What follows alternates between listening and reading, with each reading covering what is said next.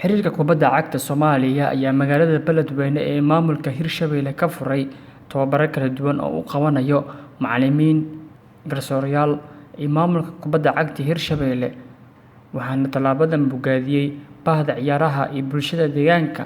Tababarkan ayaa waxaa qaadanaya 20 macallimiin, 25 garsoore iyo 15 maamul oo loo tababarayo ururka kubadda cagta maamulka Hirshabelle. Waxaana tababarkan bixin doona madax ka socota xiriirka Soomaaliyeed kubadda cagta sida agaasimaha farsamada xiriirka Soomaaliyeed kubadda cagta Cawil Ismaaciil Maxamed, Cabdiweli Colaad Khanyare Gaatamo oo kamid ah macallimiinta golayaasha Soomaaliya, Dr. Aweys Cabdullaahi Sheekh oo ah gudoomiye ku-xigeenka labaad ee garsoorka Soomaaliya, iyo macallimiinta kale ah Aweys Nuur Axmed iyo Xasan Maxamuud Xasan Fare oo iyagana qayb ka qaadan doona dhinaca garsoorka. Gudoomiyaha guddiga horumarinta arrimaha maamul goboleedyada ahna gudoomiye ku-xigeenka labaad ee xiriirka Soomaaliyeed kubadda cagta Cabdullaahi Sheekh Nuur Axmed ayaa ballan qaaday in bahda kubadda cagta Hirshabelle ay ka saacidi doonaan arrimo badan oo ay ka mid yihiin inay helaan tababaro dhinaca dibadda, in laga faa'iideysto jaanisada maanta lagu shubay ama laga soo gudbiyay ilaa heer degmo, ilaa heer gobol, heer state, heer Soomaaliya, ilaa heer sakaafan ka qayb gashaan.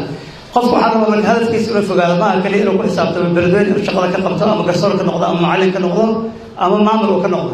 Gudoomiyaha dhalinyarada maamulka Hirshabelle Maxamed Cabdulaahi Buraale ayaa ka mahadceliyay horumarinta xiriirka Soomaaliyeed kubadda cagta uu ka bilaabay Hirshabelle, wuxuuna geesta kale fariin u diray ra'iisul wasaaraha xukuumadda Soomaaliya Mudane Xasan Cali Khayre inuu kaalin weyn ka geysto dayactirka garoomada kubadda cagta Hirshabelle maadaama uu horay gacan ugu geystay horumarinta iyo dayactirka garoomada kubadda cagta Puntland, Koonfur Galbeed iyo maamulka Galmudug. oo rabnay inaan la xiriirno gudoomiyaha xiriirka kubadda cagta runtii asaaba nooga soo hormaray si aan ugu sheegano howlaha ka jiro iyo horumarinta sportska u baahan yahay.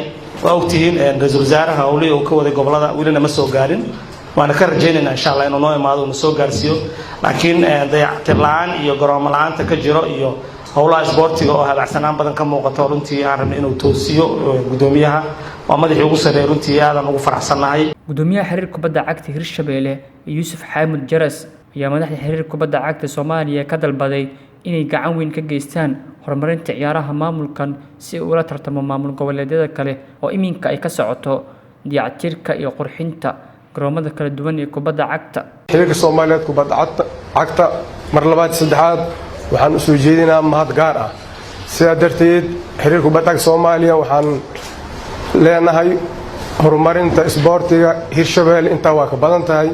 waxaan jecelnahay inta dhiman inaynu dhameystiri doonaan haddaan nahay Hirshabelle. Gudoomiyaha xiriirka Soomaaliyeed kubadda cagta Cabdiqani Saciid Carab ayaa u mahadceliyay bulshada iyo bahda ciyaaraha maamulka Hirshabelle sida wanaagsan ee loogu soo dhaweeyay magaalada Beledweyne, isagoo sheegay inay diyaar u yihiin kor u qaadida aqoonta iyo horumarinta xiriirka kubadda cagta maamulka Hirshabelle. sharaf bay noo tahay inaan ku sugannahay maantay magaalada Beledweyne.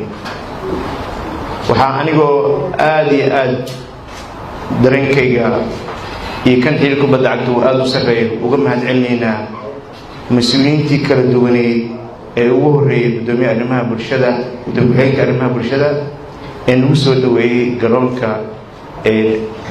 macnaha diyaaradaha ee degmada Beledweyne, iyo sidoo kale bahdii kubadda cagta oo aan kala harin waayeel iyo dhalinyaraba ee nagu soo dhaweeyey garoonka diyaaradaha. aadan kaga mahadcelinaynaa.